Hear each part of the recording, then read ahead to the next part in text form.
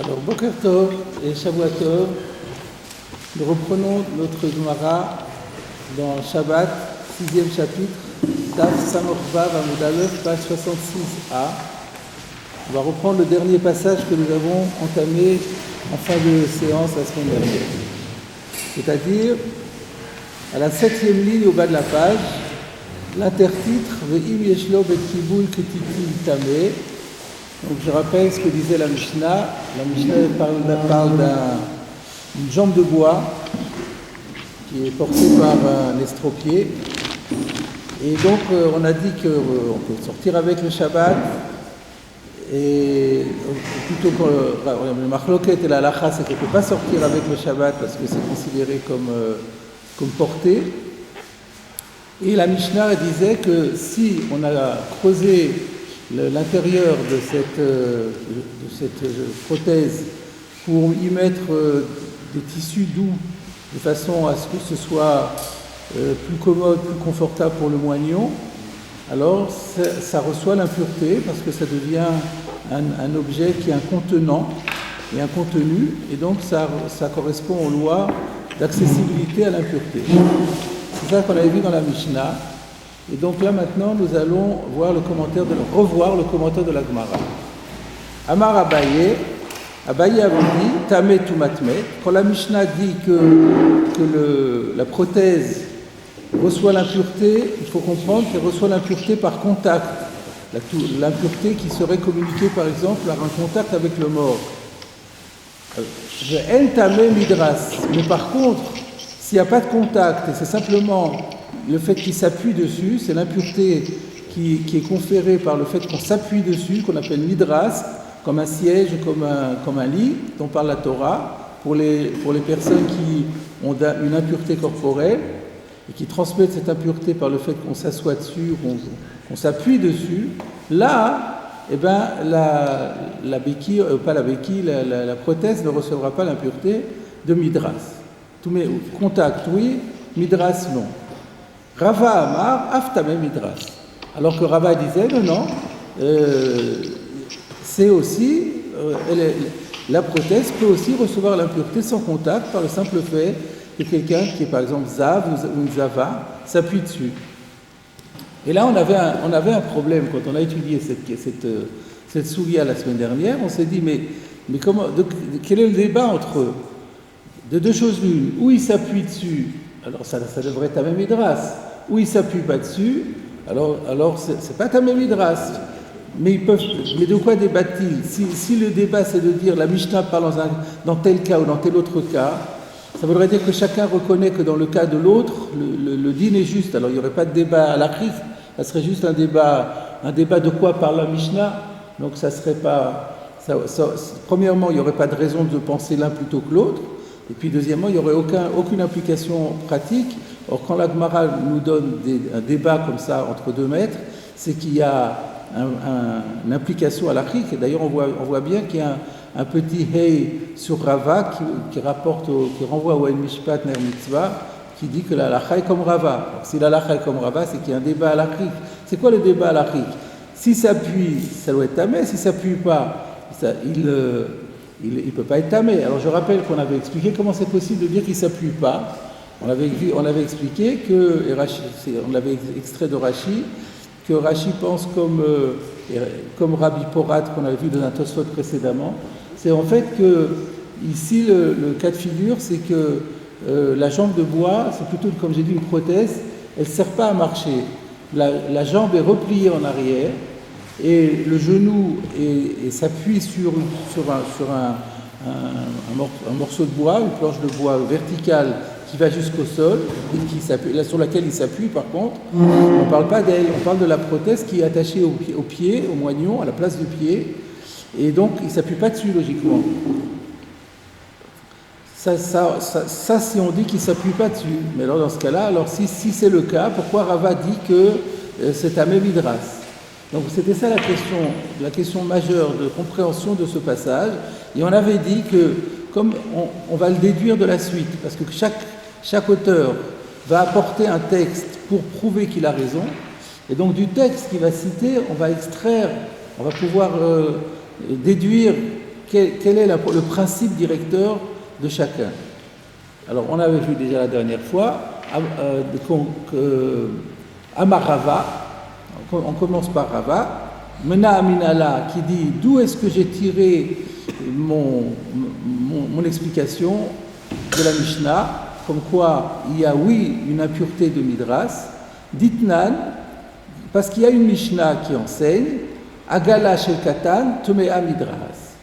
Alors j'explique d'après Rashi, on avait vu le marcoquet de Rashi Tosfot, je vais expliquer tout simplement par Rashi, puisqu'on fait de la révision ici.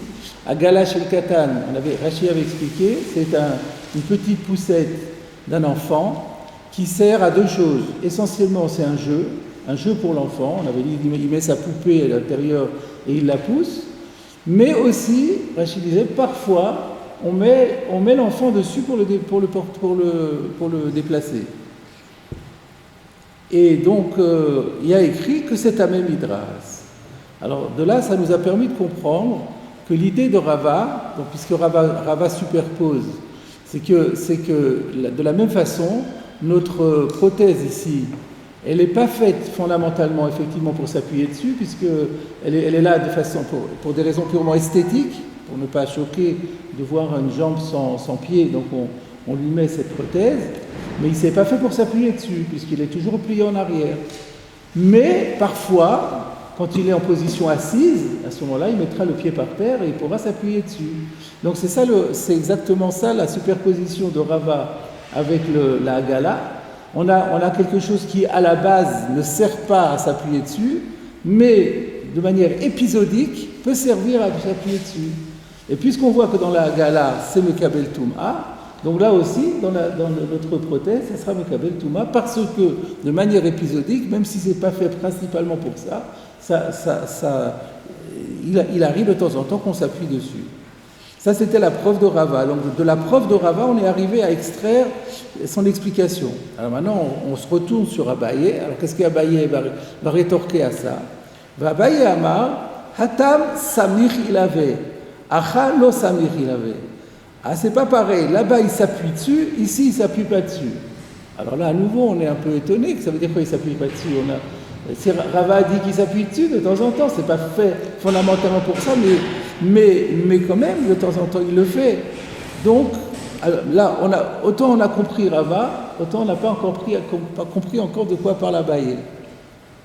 Alors, ce qu'on va faire, on va continuer, et de la suite de la preuve de Abaye, comme on a procédé pour Rava, de la même façon que la comparaison de Rava avec la Hagala vous a permis de comprendre le cas, vous a compris de prendre l'argumentation de Rava. Maintenant, et là, c'est quelque chose qui n'est pas souligné, donc on n'a pas encore étudié la semaine dernière, on va étudier la démonstration d'Abaye, on va essayer d'extraire de la démonstration de Abaye quelle était son argumentation pour le cas de la prothèse. Amar Abaye. Abaye dit, Mena Aminala.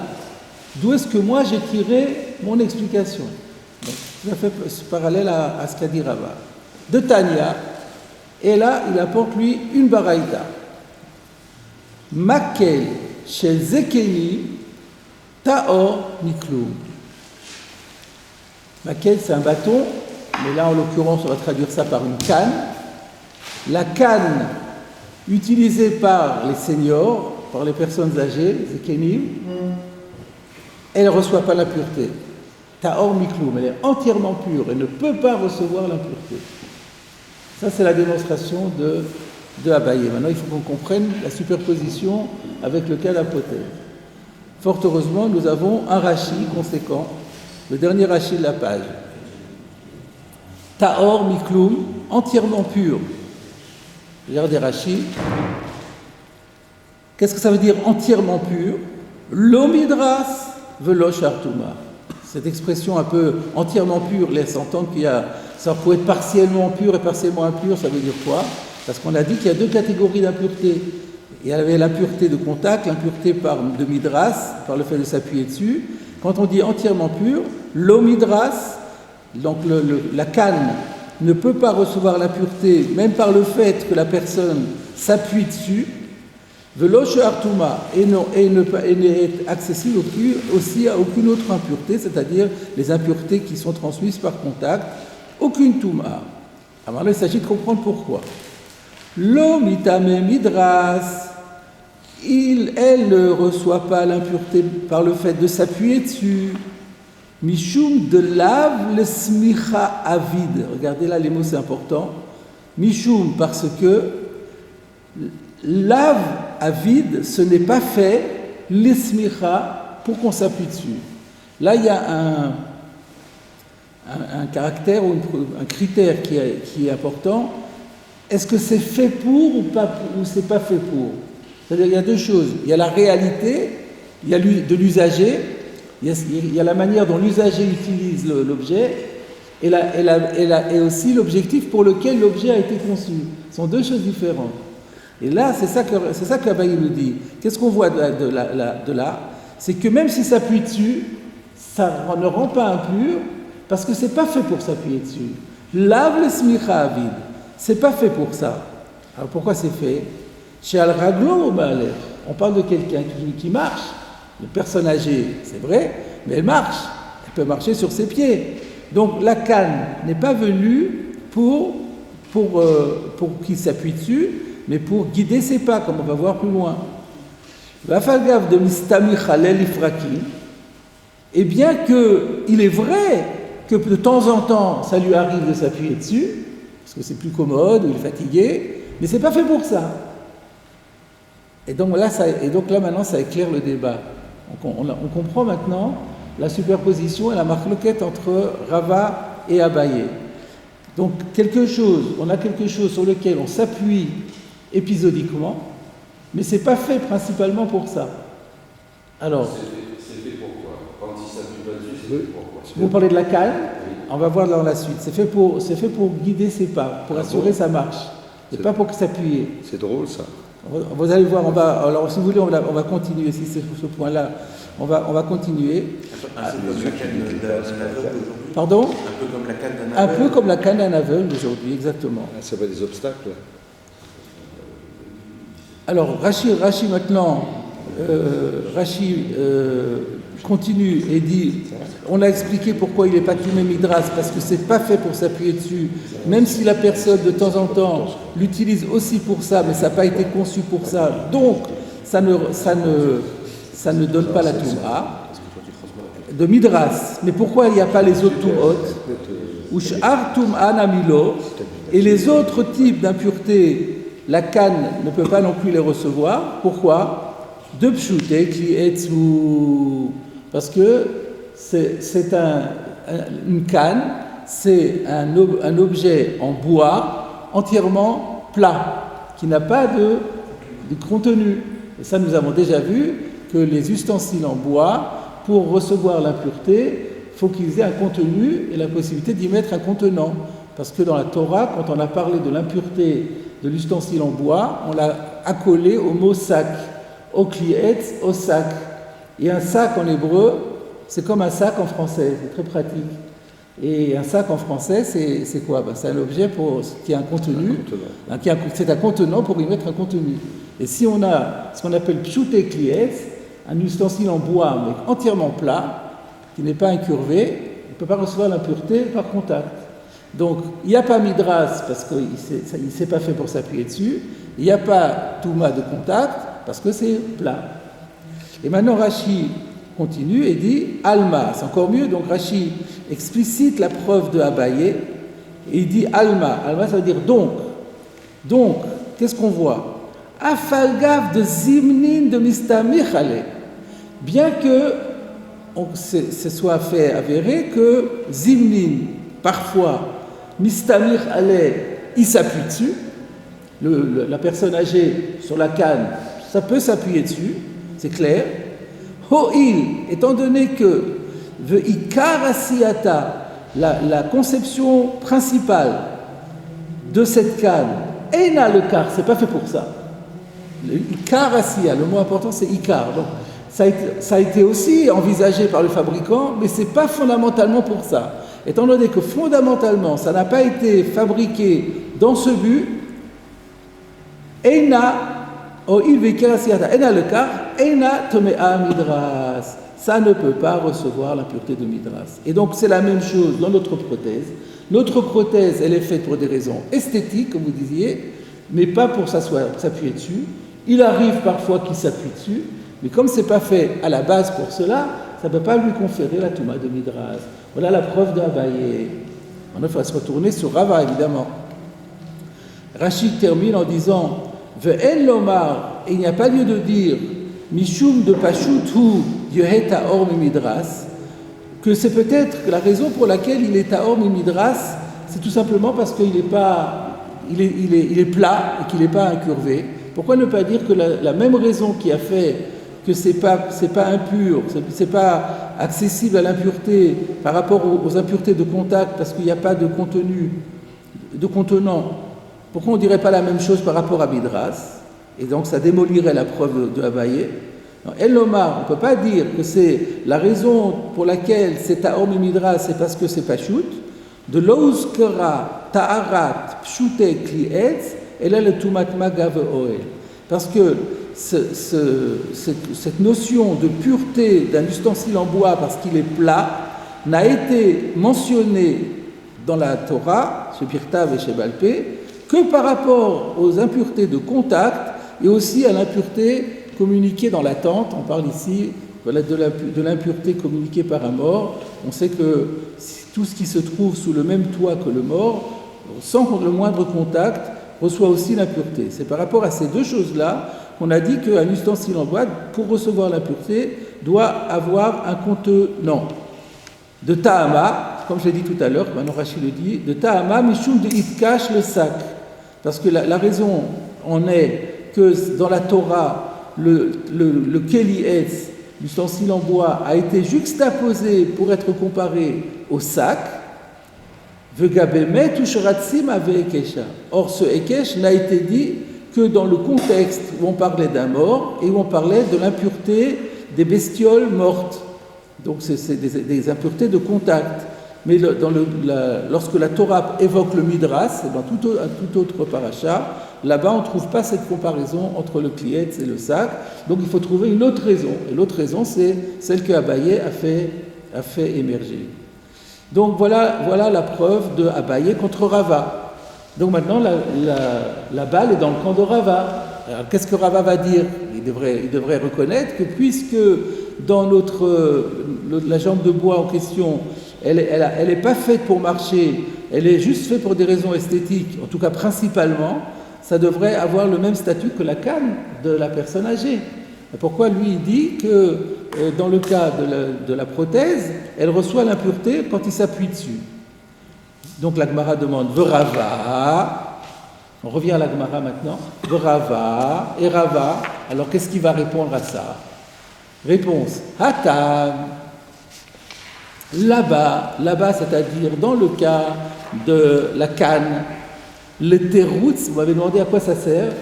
Le teroutz, c'est Sugya Avida. Le teroutz, c'est Sugya Avida. Alors, on n'est pas censé connaître ces mots araméens. Avida, si, Avida, c'est Asui, c'est fait pour. Mais teroutz, Sugya, c'est pas très clair encore qu'on pourrait deviner, parce que Sagi, ça veut dire marcher.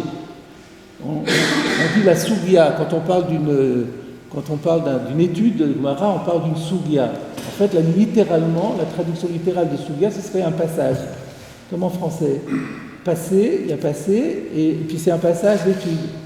Donc ça veut dire, donc on comprend que c'est lié à la marche. Et un teroutz, c'est une réponse qui arrange.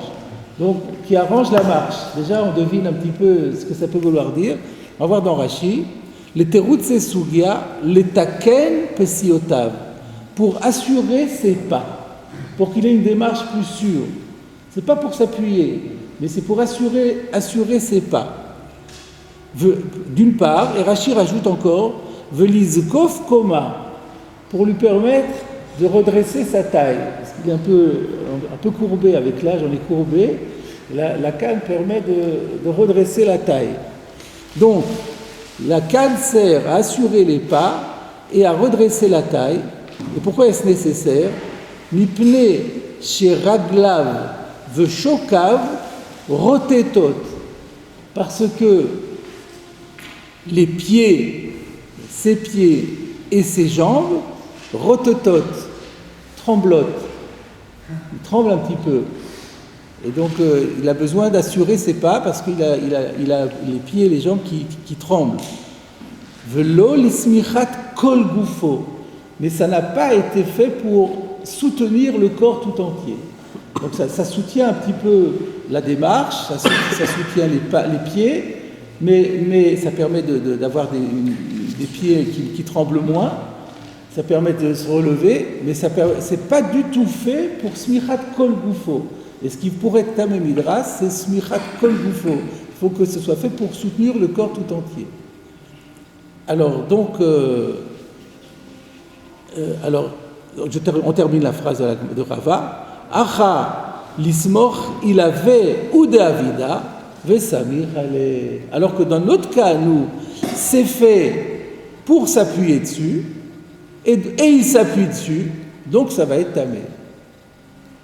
Alors, quel est finalement le débat entre Abaye et Rava? C'est ça qu'il faut maintenant qu'on fixe. Donc, Rava disait, pour que ce soit tamé midras, il faut que ce soit fait pour cela, même si c'est accessoire, même si c'est fait accessoirement, mais du moment, c'est comme la gala. La gala, c'était fondamentalement que ça devait servir de jeu. Mais du moment que c'est fait pour appuyer le corps tout entier, même partiellement, ça suffit pour être tamé. Donc Rava, il dit, c'est la même chose dans notre prothèse. La prothèse, c'est vrai que c'était fait pour des raisons esthétiques à la base, mais les fabricants savent très bien que lorsque la personne s'assoit, elle met le pied par terre, le deuxième pied où il n'y a plus de pied, il va le poser par terre aussi, et il va s'appuyer dessus. Donc, c'est pas fait à la base pour ça, on ne l'aurait pas fait une prothèse que pour cela, puisque c'est vraiment accessoire, mais quand ça a été conçu, on a aussi pris ça en compte. Et ce n'est pas le cas de la canne, elle ne sert jamais à soutenir le corps tout entier. Donc la preuve de Abaye n'est pas une bonne preuve. Voilà ce que dit Rava. Et qu'est-ce que Abaye va dire? Abaye va dire, on ne tient compte que de l'utilisation principale. Même si accessoirement, ça sert à soutenir, mais si c'est pas pour ça que ça a été fait, donc là, ça n'a pas été fait pour cela, donc on considère qu'il ne s'appuie pas dessus. Donc voilà finalement, on est arrivé, grâce à la méthodologie, au début on ne comprenait pas du tout le débat, et grâce aux preuves apportées par chacun, on est arrivé finalement à faire émerger un beau débat. Le débat, il est clair. Donc le cas de notre prothèse, la prothèse est faite pour deux choses, pour une chose principale et pour une chose accessoire.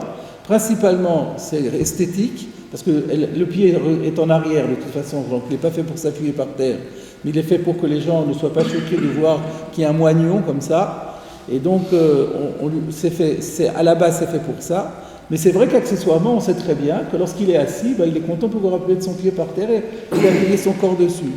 Alors c'est ça le débat. Abaye dit, l'accessoire, on n'en tient pas compte. On tient compte de l'objectif majeur, principal. Là, il n'y a pas, donc il n'y a pas. Rava dit, non, on tient compte des deux.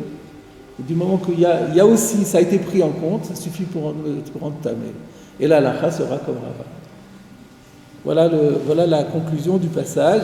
Mais enfin, vous me direz, mais tout ça, pour nous, ça, sur le plan halachique, ça nous touche pas énormément parce que les lois de pureté et d'impureté n'ont plus cours aujourd'hui. Elles n'ont cours qu'au temps du Beth Amikdash, parce qu'il y a des implications par rapport au sacrifice et au fait de pénétrer à l'intérieur du sanctuaire. Nous n'avons pas de sanctuaire, nous n'avons pas de sacrifice. Donc toutes ces lois-là ne sont même pas rapportées dans le Shulchan Aruch, ni dans le Rif, elles seront juste rapportées dans le Rambam, dans le Mishneh Torah, parce que le Mishneh Torah, lui, a codifié tout ce qu'il y a dans la halacha, même ce qui ne concerne pas Zmanazé, qui concernait seulement l'époque antérieure et l'époque Mirtze Hashem postérieure. Mais à part le Rambam, on ne trouvera pas ces dynimes-là. Si vous voulez, je peux en faire l'illustration. Regardez, juste pour illustrer ce que je disais, on revient une seconde au recto. Je vous avais dit que sur Rava Amar, il y avait un petit hey. Donc le petit hey renvoie au En Mishpat Ner Mitzvah, que vous avez en haut à gauche. Le En Mishpat Ner Mitzvah donne les références halachiques aux conclusions de notre Gemara. Donc en général, si vous regardez par exemple le Aleph, on va regarder là, tout en haut, le premier, Aleph, qui se rapportait au digne de l'estropié s'il peut sortir avec sa jambe de bois. Je vous montre ce qu'il y a écrit dans le Mishpat Ner Mitzvah. Maïmoni, Maï c'est une abréviation pour Maïmoni, c'est-à-dire Maïmonide, c'est-à-dire le Mishneh Torah, Perek Yutet Meilchot Shabbat, Alachat Etvav. Donc ce digne comme quoi l'estropié ne peut pas sortir avec sa jambe de bois le Shabbat dans la rue, est rapporté par Maïmonide dans son 19e chapitre des lois du Shabbat, Alachat Etvav. Dans le Smag, c'est-à-dire le Sefer Mitzvot Gadol de Rabbi Moshe de Koussi, donc un Français, qui a écrit un livre sur les 613 commandements, Lavin Sameché, dans le Lav numéro 65, défense numéro 65, on trouvera cette loi. Ensuite, Tour Veshulchan Aruch, ce sont deux livres, il y a le Arba Turim du fils du Rosh, Rabbi Yaakov Ben Asher, et aussi le Shulchan Aruch de Rabbi Yosef Karo, qui ont les mêmes références, puisque le Shulchan Aruch a repris les références du Tour. Orach Chaim, donc dans les lois de la vie quotidienne, Siman Shin Aleph, chapitre 301, Seif Tetvav, au paragraphe 15. Donc là, vous voyez que c'était rapporté à la fois dans le Rambam et dans le Tour et le Shulchan Aruch, parce que c'est quelque chose qui est Nogia Bismanazé. Maintenant, vous passez au Hey, qui parle de notre din à nous, Sham Alacha Yutet, Sham, c'est-à-dire le Rambam cité plus haut, Alacha Yutet, Alacha 19, il n'y a rien dans le Tour, il n'y a rien dans le Shulchan Aruch. Et pareil pour les suivants, parce que c'était des lois de Tour. Donc c'est ce que je vous disais, c'est que ce qu'on a étudié là n'a pas d'implication pour nous, donc on est moins motivé par rapport à la Halacha. Par contre, la question halachique que vous aviez déjà soulevée la semaine dernière, mais je vous avais dit qu'il faut attendre la fin pour l'étudier, c'est qu'en est-il de porter une canne le jour du Shabbat? Et ça, cette Gemara-là est une des références de base. Alors je vais vous dire un petit peu ce que l'on trouve dans les Rishonim par rapport à cela.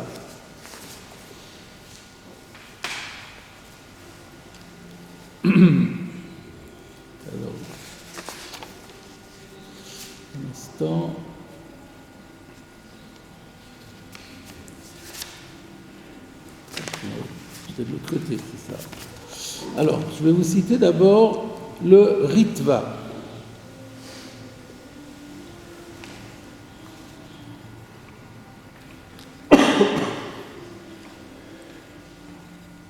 Le Ritva dit ou Mikan, d'ici, c'est-à-dire de notre passage, Teroutz, on va trouver la réponse. Le Mash et Ikshu Rabbi a une question qui a été soulevée par de nombreuses personnes, à savoir, de A Mimatnitin Mashma, de notre Mishnah, il semblait ressortir qui a Chiger, Mutar Latzet Beshabbat Bemaklot Shebeyadav, que la personne qui est kudjat ou unijambiste peut sortir le Shabbat avec les béquilles qu'il a dans les mains. Parce qu'on avait expliqué que, comme on a vu là encore récemment, que l'estropié, sa prothèse est en arrière, et comment il avance alors? Il marche avec des béquilles. Donc, bien que la béquille ne soit pas mentionnée dans la Mishnah, mais la manière dont on avait expliqué la Mishnah, dans le Tosfot aussi, c'était qu'il fallait comprendre qu'il se déplace avec des béquilles. On va rappeler que Tosfot avait dit que la raison pour laquelle on ne veut pas sortir avec le Shabbat, c'est de peur que sa prothèse tombe et qu'il la prenne en main et qu'il marche avec. Et on avait dit, mais si la prothèse est tombée, comment il peut marcher? Il a répondu, parce qu'on parle de quelqu'un qui a des béquilles. Ça veut dire, ça sous-entend qu'on peut marcher avec des béquilles. Et alors, donc, le Ritva nous dit qu'il y a des gens qui ont posé la question, que d'un côté, notre Mishnah laisse entendre, je ne le dis pas clairement, mais laisse entendre qu'on peut sortir avec des béquilles, Ve'ilu b'masechet Yom Tov, tandis que dans le traité du Yom Tov, vous savez ce que c'est que le traité du Yom Tov? C'est la traité de Masechet Betsa. Le traité que nous appelons traité de Betsa, le traité de l'œuf, est souvent désigné par les Rishonim comme Masechet Yom Tov. Elle a donc deux noms en fait. Alors pourquoi on l'appelle Masechet Betsa? Parce que le premier mot de cette Masechet, c'est Betsa. Betsa Shenolda B'Yom Tov.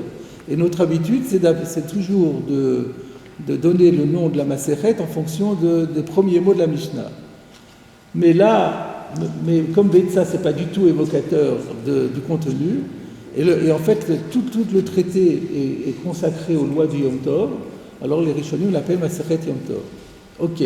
Donc dans Masechet Yom Tov, c'est dans traité Betsa, page 25b, Amar, il est dit, She'en asuma yotze b'maklo velo aroe betarmilo. On parle même du Yom Tov là-bas. On parle même le Yom Tov où on peut porter.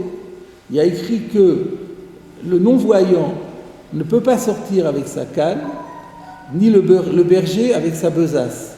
Pourquoi? Parce que c'est darech shel chol, c'est l'habitude, ça fait trop occupation profane, trop habitude de la semaine, et c'est pas compatible avec le Yom Tov. Donc on voit que c'est quelque chose qui en soi est un acte qui s'il est interdit le Yom Tov, a fortiori il sera interdit le Shabbat. Alors, quelle différence entre la béquille de l'unijambiste et la canne du boiteux, de l'aveugle, du non-voyant? C'est ça la question. Alors, le Ritva dit, d'après notre Gemara, on aura la réponse. C'est quoi? Aval yesh le taretz. On peut répondre. De hatam bestam suma, she'eno oler ela imanhig. On peut dire que là-bas, il s'agit d'un non-voyant. Donc, si on n'a pas précisé, par défaut, c'est qu'il est accompagné nécessairement de quelqu'un qui le guide. Eno oler et la imani. On parle d'un non-voyant qui a quelqu'un qui l'accompagne. She'en amakel beyado, et là, le terout, c'est sugiabe alma. Alors, pourquoi il a besoin d'une canne? C'est juste pour assurer ses pas. Et on a vu qu'assurer ses pas, c'est différent. Aval stam chiger sholer bemaklo. Par contre, un cul-de-jatte qui se déplace avec une béquille, au besafsaline, ou alors on a vu qu'ils avaient des petits bancs qu'ils tenaient dans les mains et avec lesquels ils se soulevaient. Belom ani yotse baem lachut-arabim, mais la personne qui l'accompagne, afilou besha, et donc c'est interdit. Et donc lui, yotse baem lachut-arabim, afilou beshavat, lui c'est pas interdit. Lui, dans la mesure où ça lui sert à se déplacer, c'est considéré comme sa chaussure, et donc ça lui comme son troisième pied, et donc il peut sortir avec dans le Roshut Arabim. Voilà ce que dit le Ritva. Donc l'histoire du Souma, c'est un peu discutable. Lui, il dit que ça laisserait entendre que s'il y a un non-voyant qui marche tout seul dans la rue, comme aujourd'hui la plupart des non-voyants, pourraient sortir avec leur canne. Bon, mais ça c'est le Ritva. Maintenant, je vais vous citer le Rambam.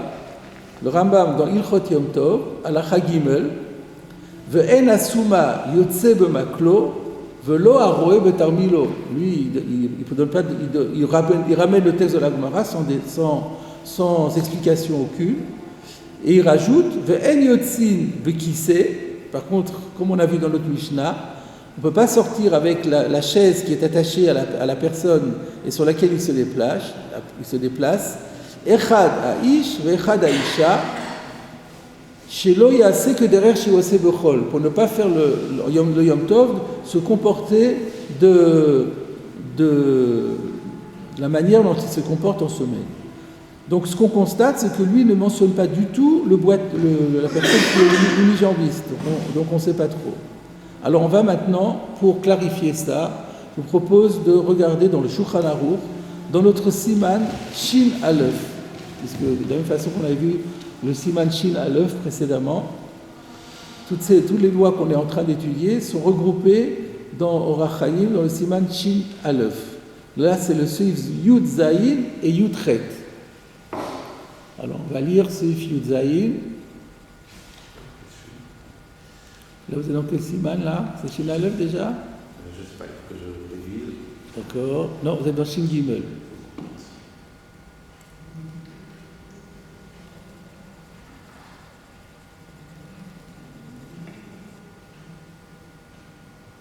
Shinbet.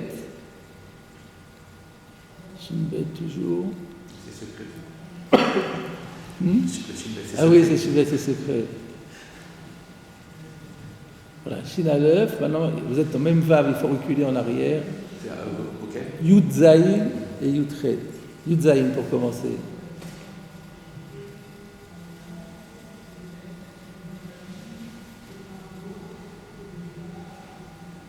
Ah, voilà.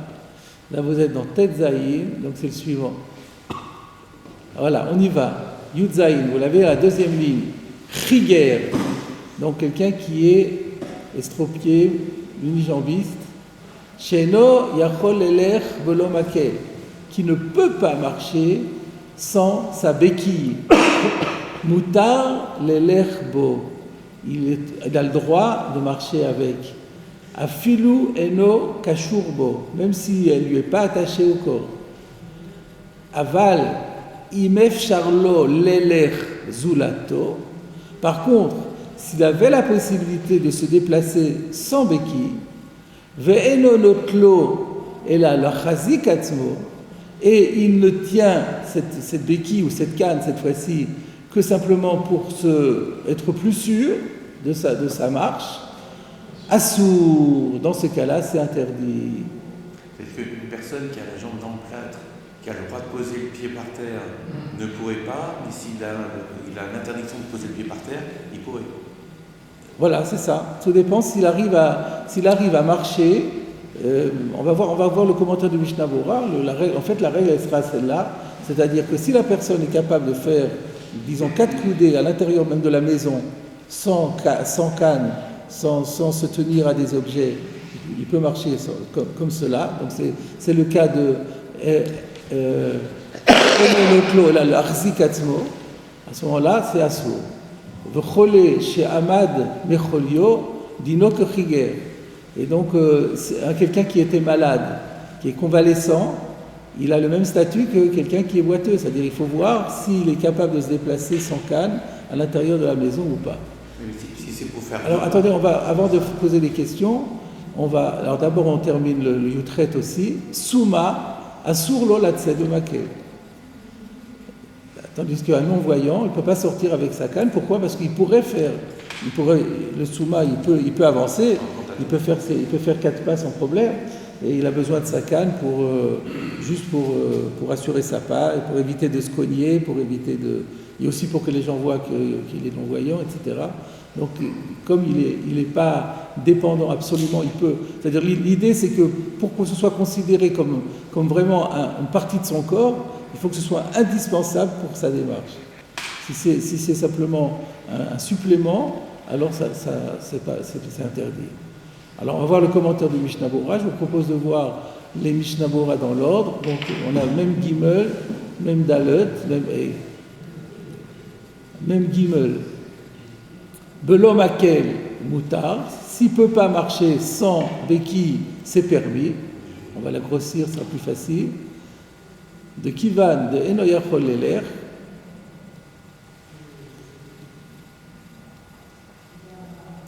Voilà, de Kivan, de Eno Yachol Leler, Klal Belo Makel. Étant donné qu'il ne peut absolument pas avancer, se déplacer sans sa béquille, Havele Keman Aldide.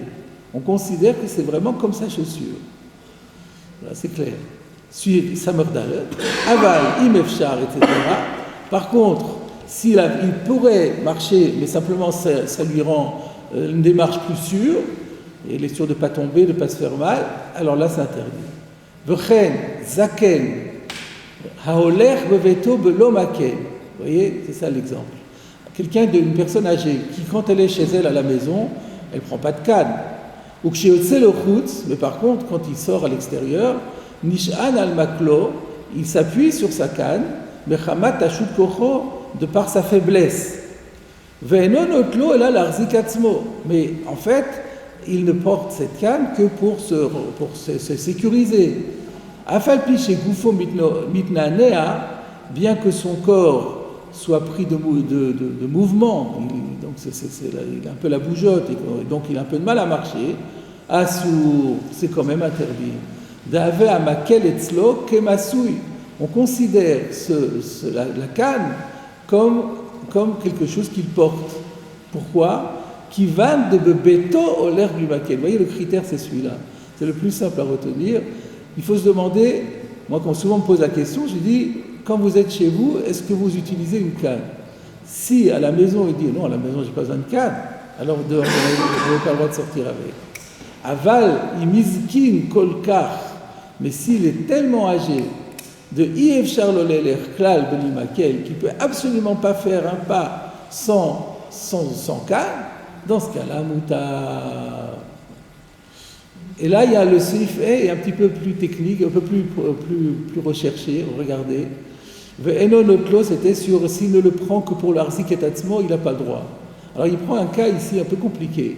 Ou kshe adam oler, b'makom sheyesh chashash sheyipol. Si un homme va dans un endroit où il y a un risque de tomber, mechamat sheyardu geshamim, v'makom shupa. Par exemple, dans un endroit où il n'a plus beaucoup et que l'endroit est en pente. Donc c'est glissant, c'est en pente, c'est mouillé, donc on risque de tomber, alors il prend une canne. Ou alors il va en hiver sur de l'eau qui a gelé. Chez Corinne, Eis. Eis, c'est de la glace en allemand. Donc, s'il marche sur de la glace. Ou me fachet chez Baïpol. Il a peur de tomber. Moutar gamken latzet bemakel. Alors, il a le droit de sortir avec sa canne, de dami le chier. Dans ce cas-là, on l'assimile à quelqu'un qui est unijambiste. C'est curieux parce que chez lui à la maison, d'après le critère qu'on a dit, à la maison il peut marcher. Oui, mais les conditions de la maison et les conditions de l'extérieur sont différentes. Mais ça, c'est le Taz. Attendez, là, on n'a pas arrivé à la conclusion. Ken katav à Taz, c'est la vie du Taz. Ve'Eliyahu Rabba, par contre, le Eliyahu Rabba, Rabbi Eliyahu Shapira, katav alav, il a écrit sur le Taz, de en dvarav muchachim, que ses propos ne sont pas probants. Ve'gam ve'od acharonim, il y a encore d'autres maîtres, Raïti, j'ai vu, chez Datam, chez En la Tirbezé, Ragbakom chez Echerouv, que eux ils pensent qu'on ne peut pas permettre ça, sauf s'il y a un Hérouv, évidemment, s'il y a un Hérouv, c'est permis. Et donc la conclusion du Mishnah Bora, c'est plutôt, dans le sens, vous voyez comment c'est mentionné, le Taz a permis, mais le Eliyahu Rabba, et j'ai vu encore d'autres maîtres qui sont de son avis, qui s'y opposent, sous-entendu, je déconseille de le faire. Alors, pour terminer, on va regarder le Biur Halacha, parce qu'il va citer notre Gemara. On va le prendre à son début. Voilà. Avalim Charlo.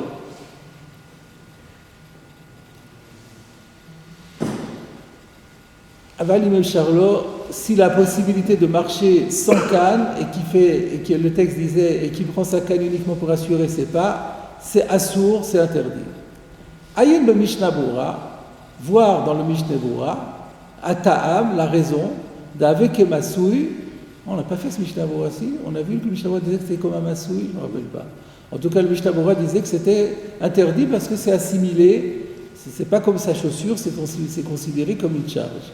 Ou le fisé. Si on dit que c'est considéré comme porté, Yeshbeze, Isura de Raïta. C'est carrément interdit par la Torah que chez Olerkar, Birshut Arabim, s'il marche ainsi dans le Reshut Arabim, parce qu'il porte un objet dans la rue, dans le Reshut Arabim, donc c'est Asur de Raïta. Ve'ayim beprim gadim, voir dans le prim gadim, chez Gamour Atsalomar Mutrila, d'avec Masoui. Lui aussi était de cet avis, au départ, dans sa réflexion, considérait aussi que on doit assimiler, dans la mesure où il peut marcher sans canne, la canne qu'il porterait dans les mains, c'est considéré comme porté. Toutefois, Acharkar, après cela, Hevi, il a cité de Mouchach mi Levouche. Le Levouche, c'est Rabbi Mordechai Yafé, donc c'est un grand auteur, un grand décisionnaire contemporain du Roma, qui a écrit un livre que s'appelle le Levouche. Et donc, dans ce Levouche, on voit Shiurak Mishum Gzera, que c'est pas considéré comme un Isur Torah parce que c'est porté, c'est interdit, oui, mais c'est interdit uniquement par un décret rabbinique. Dilma le'atouye arba'amot bireshut arabim aynu belismicha, de peur qu'ils se mettent à la portée, 4 coudées dans le reshut arabim, mais sans l'utiliser comme une canne. Il la prendrait comme ça sur son bras et il marcherait avec, et là, dans ce cas-là, il la porterait. C'est ça qu'on aurait peur. Mais ça ne se rappelle pas Masui, tant qu'il l'utilise pour marcher, ça ne s'appellerait pas un Masui. Comme ça dirait le Levouche. Ou Mashma de Sfirle, ce qui laisse entendre qu'il pense de Midoraita, le Avemasa, que de par la Torah, ce n'est pas considéré comme porté. Bechol Gavnet, dans tous les cas, qui van de Azaken Istamech Ale, à partir du moment où il s'appuie dessus, ça n'aurait plus déjà le statut de porter, ça serait juste interdit de peur qu'il en vienne, lui, à porter la canne comme un objet. Ve'ine, et voici. Maintenant, jusque-là, donc, c'est l'avis du Pri Megadim qui a été exposé. Et maintenant, le Biur Halacha, le Mishnah Berurah, va trancher. Il va donner son propre avis. Ame'ayen Beshabbat Samervav. C'est pour ça que je voulais vous montrer ça, parce qu'on est en plein dedans. Celui qui étudiera le passage du Talmud dans le traité Shabbat, page 66. C'est notre cas à nous, c'est ce que nous faisons nous. Donc, celui qui examinera le traité Shabbat, page 66, Bemaskana, quand il arrive à la conclusion, c'est ce que nous avons fait aujourd'hui, Yir et le Edia, il verra de façon explicite de que Rava, Svirale, y pense, de Makel chez Zekeni, Lohavid Klal Ismicha, que la canne des personnes âgées n'est pas du tout faite pour soutenir le corps. Elle est faite pour assurer les pas, comme on a dit, pour assurer sa démarche, mais pas pour s'appuyer. Vegara mikav shel kita chez Shlobet Kiboul, et que c'est moins bien, c'est pire que la prothèse de l'estropié chez Shlobel Ktitin de Tamem Midras, qui, lorsqu'elle a un contenu, on l'a évidé pour y mettre du tissu doux pour épargner le moignon, que là-bas on dit Mishum de Mistabich Halel Efrakim, que là-bas, au moins de manière épisodique, il s'appuie dessus. Alors que la canne, c'est pas du tout le cas. Ou le kar Taom Midras, et c'était la raison pour laquelle Rava avait expliqué que la canne des Ekenim est complètement Taor. Mishum de Rak Letorut Sesug et Avidé, parce que c'est fait uniquement pour rassurer les pas, et pas pour soutenir la personne. Va Mordechai et Viraya le dino Mibraitazu, et le Mordechai, donc le Mordechai c'est un élève du Maharam de Rothenburg qui a écrit un sefer qui s'appelle le Mordechai, et donc il apporte une preuve à son din à partir de cette braïta de Makel chez Zekenim, de la braïta qui parlait de Makel chez Zekenim pour dire que c'est interdit de sortir avec le jour du Shabbat. Acharkach matzati berabeinu Yerucham, de Mouchar, de Svirale, de baiser quoi?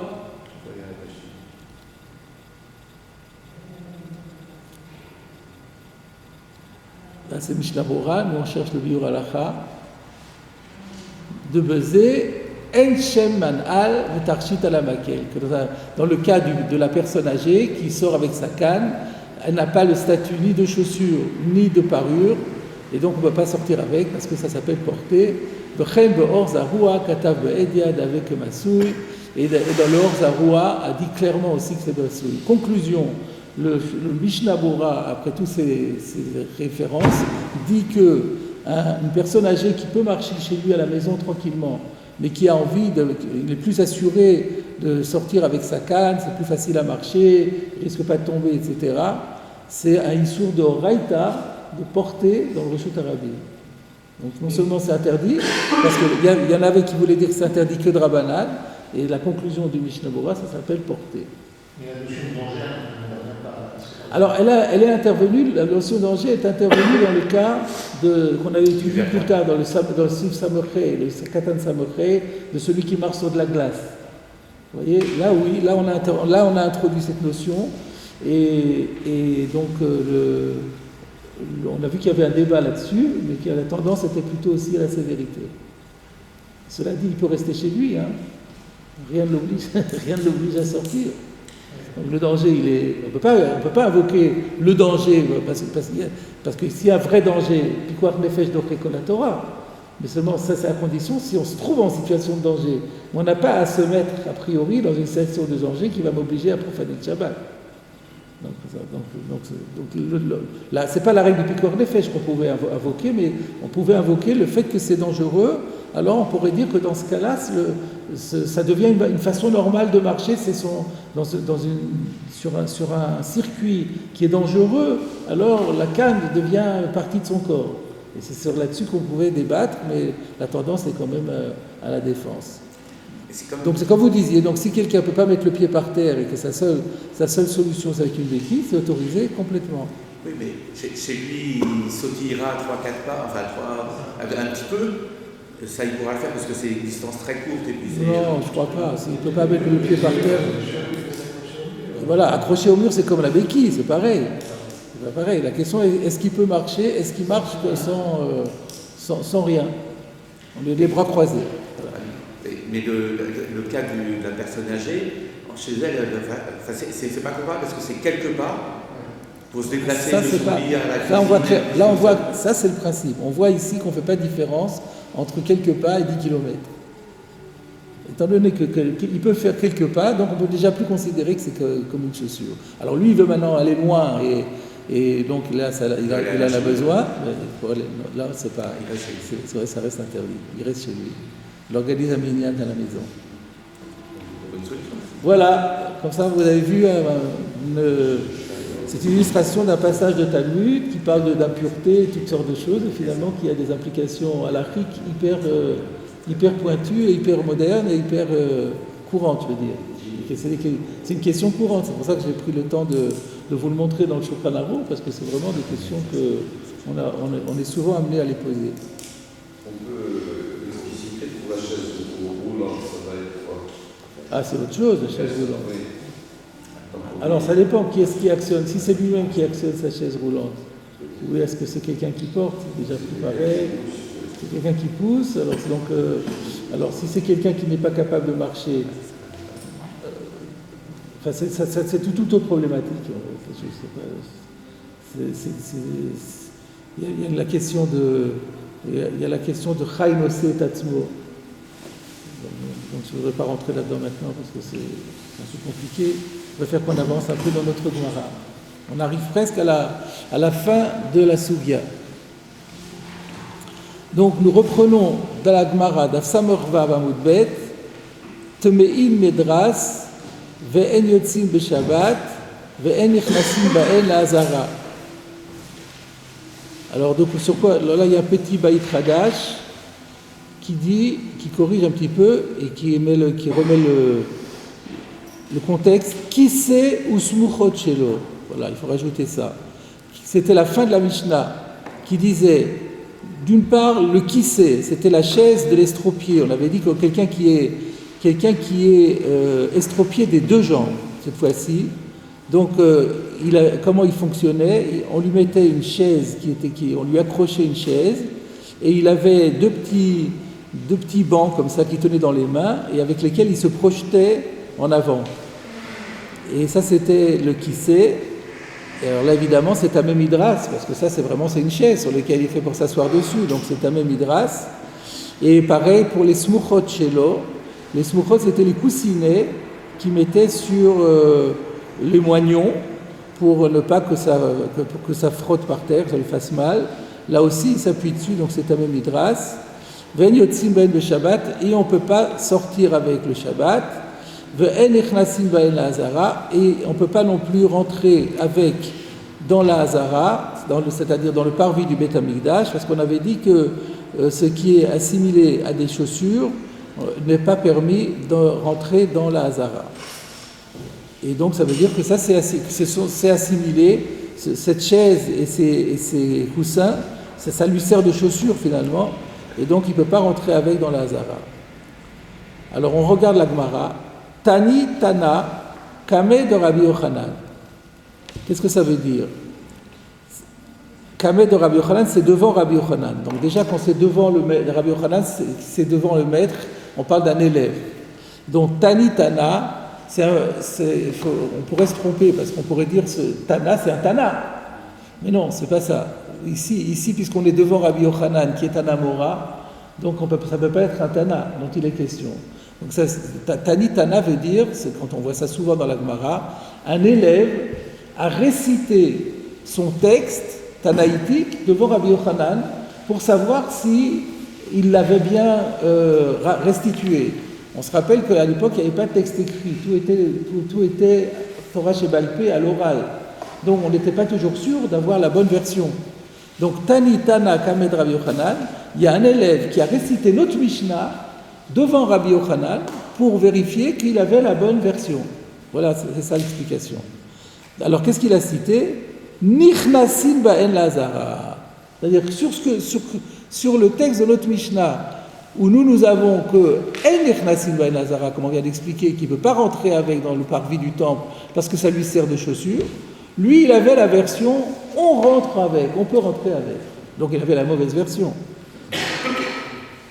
Alors, Amarle, Rabbi Yochanan a dit à son élève, Ani shone isha choletzet bo, ve'at amrat nichnasin. Moi j'enseigne que cette femme pourrait procéder à la cérémonie du déchaussement avec ce type de chaussures. C'est-à-dire, on a parlé déjà de la khalitsa. La khalitsa, c'est donc lorsque une veuve a perdu son mari sans que celui-ci laisse progéniture, elle ne peut pas se remarier, ou alors elle épouse un beau-frère, le frère d'un défunt, ou alors elle procède à la cérémonie de déchaussement, qui consiste à enlever la chaussure du pied droit de son beau-frère. Si maintenant le beau-frère, il est estropié, et il porte à la place du moignon ces petits coussinets, moi je dis, Rabbi Yochanan dit, moi je dis que ça lui sert de chaussure, et que c'est considéré comme une cérémonie de déchaussement valable. Donc c'est considéré comme sa chaussure. Et toi tu me dis qu'on peut rentrer dans la Hazara, donc c'est pas une chaussure, puisque dès qu'on a une chaussure, on ne peut pas rentrer dans la Hazara. Donc c'est contradictoire, donc c'est pas possible. Donc ce que tu dis est faux. C'est ce qu'il lui dit. Anishone isha cholet tzedbo. Moi j'enseigne qu'une femme pourrait faire la khalitsa avec cette chaussure entre guillemets. Et toi tu dis qu'on peut rentrer. Teni, corrige ta version et enseigne. En nichnasim ba'el hazara. Voilà, donc ce texte est simplement, ne nous apporte pas grand-chose, simplement qu'il y avait des gens qui avaient la mauvaise version, que la bonne version c'est En nichnasim ba'el hazara, et qu'il y a aussi une cohérence entre les deux khalitsa. Voilà ce qu'on peut rajouter de plus. Et on arrive cette fois-ci il y a un Rashi. Ah, exact, merci. Anishone isha choletzet ba'en, alma na'al karinan be. Donc on voit qu'on appelle ça une chaussure. C'est un statut de chaussure. Si c'est un statut de chaussure, on ne peut pas aller dans la Zara avec. On arrive au dernier mot de la Mishnah, l'uktemin teora. Alors la Mishnah enseignait que l'uktemin, c'est taor, c'est-à-dire ça ne peut pas recevoir l'impureté. Alors, comme d'habitude, on regarde d'abord, on se rapporte à la Mishnah et au commentaire de Rashi, donc on revient au recto de la page. L'uktemin teorin ve'yotzim ba'en. Donc la Mishnah nous disait, ça ne reçoit pas l'impureté et on ne peut pas sortir avec le Shabbat. Qu'est-ce que c'est que l'uktemin? Rashi avait dit tal masque. Et nous on avait dit, ça veut dire un masque. Nasin lisrok, la vit atinokot. C'est fait pour s'amuser et c'est fait pour faire peur aux enfants. Donc c'est un masque. Un masque, c'est tahor, ça ne reçoit pas l'impureté, mais le kabel touma. Rashi nous dit pourquoi, ça ne rentre pas dans les définitions de ce qui reçoit l'impureté, ni c'est un ustensile fonctionnel, ni c'est une parure, puisque c'est le contraire d'une parure, puisque ça enlaidit la personne et ça fait peur aux enfants. Donc ça ne s'appelle pas un ustensile, ça ne reçoit pas l'impureté. Et pareil, en yotzim ba'en, on ne considère pas que c'est une parure, donc c'est ni un vêtement ni une parure, donc ça s'appelle porter. Et donc on ne peut pas sortir avec le Shabbat. Donc Rashi nous avait dit que c'était un masque. Curieusement, on fait une petite pause. On va faire une petite pause. Et curieusement, on va voir dans la Gemara que la Gemara va donner plusieurs explications. Il y aura aussi l'explication du masque, mais pas que. Alors il faudra se demander pourquoi Rachi avait dit celle-là.